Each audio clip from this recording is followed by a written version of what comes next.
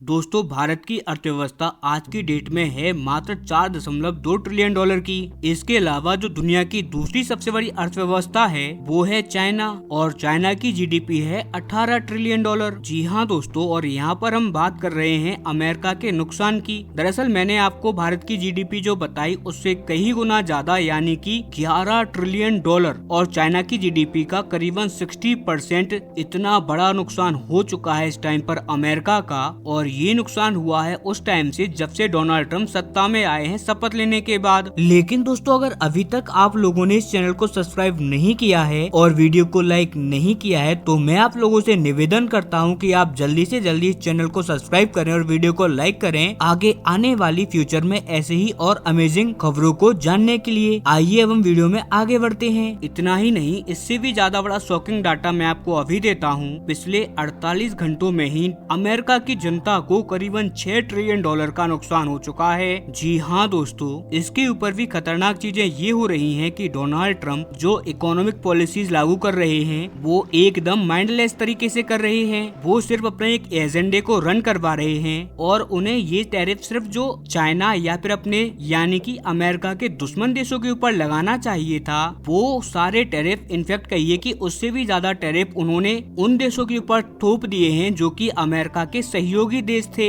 और इसी वजह से अमेरिका पूरी दुनिया में डिप्लोमेटिकली आइसोलेट होता जा रहा है। और यकीन मानिए इस टाइम पर अमेरिकी डिप्लोमेट्स को शर्मिंदगी भी झेलनी पड़ रही है। लगभग हर एक उस देश के अंदर जहां पर अमेरिका का बहुत ही अच्छा प्रभाव था, फिर चाहे वो यूरोपियन देश हो या फिर एशियन कंट्रीज हो, यहाँ पर हम सभी लोग जानते हैं कि अमेरिका का बहुत अच्छा प्रभाव था, उनकी इमेज बहुत अच्छी थी। लेकिन डोनाल्ड ट्रंप की पॉलिसीज के चलते इनकी छवि बहुत ही ज्यादा मटियामेट हो चुकी है। इतना ही नहीं, अमेरिका की जनता खुद इसका दर्दनाक नुकसान झेल रही है। आप जरा खुद सोचिए, अमेरिकी शेयर मार्केट से 11 ट्रिलियन डॉलर फिनिश हो चुके हैं और ये कोई छोटी मोटी रकम नहीं, एक ह्यूमंगस रकम होती है। और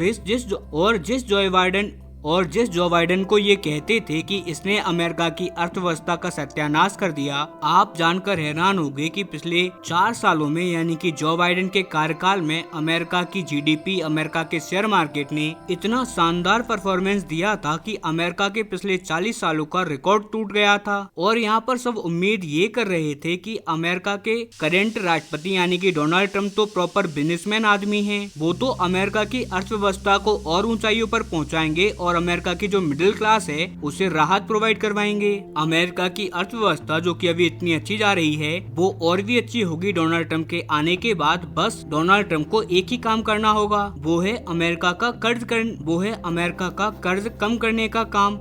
लेकिन डोनाल्ड ट्रंप जो काम कर रहे हैं वो तो अमेरिका के एकदम अपोजिट जा रहा है, वो भी बहुत ही ज्यादा बुरी तरीके से। आप यकीन मानिए आने वाले टाइम में डोनाल्ड ट्रंप बहुत ही ज्यादा अनपॉपुलर होने वाले हैं अमेरिका के अंदर। और अमेरिका के अंदर अगर वो अपनी पॉपुलैरिटी बढ़ाना चाहेंगे तो उनको फिर से वही पुराना वाला रास्ता अपनाना होगा जिस पर आज तक अमेरिका का हर राष्ट्रपति चलता आया है, और वो रास्ता है युद्ध का रास्ता। आज तक अमेरिका के अंदर जितने भी राष्ट्रपति आए हैं और जब जब उनकी पॉपुलैरिटी गिरती है वो किसी न किसी देश के ऊपर युद्ध छेड़ देते हैं और अमेरिका की सुरक्षा के नाम पर अपने आप को एक विश्व नेता घोषित कर देते हैं, जिससे कि उनकी पॉपुलैरिटी थोड़ी बहुत बढ़ जाती है। और डोनाल्ड ट्रंप का कहना ये था कि वो कभी भी ऐसा काम नहीं करेंगे, लेकिन जो अमेरिका की पॉलिसीज हैं उनके बदौलत आने वाले टाइम में उन्हें किसी न किसी देश के अगेंस्ट में या तो युद्ध छेड़ना होगा या फिर कोई कॉन्फ्लिक्ट स्टार्ट करना होगा ताकि अमेरिकी जनता का ध्यान बढ़ पाए। क्योंकि अगर वो इसी तरीके से चलते रहे और अमेरिकी जनता का ध्यान अमेरिकी अर्थव्यवस्था के ऊपर रहा तो कब डोनाल्ड ट्रंप का महाभियोग आ जाएगा संसद में ये किसी को समझ भी नहीं आएगा।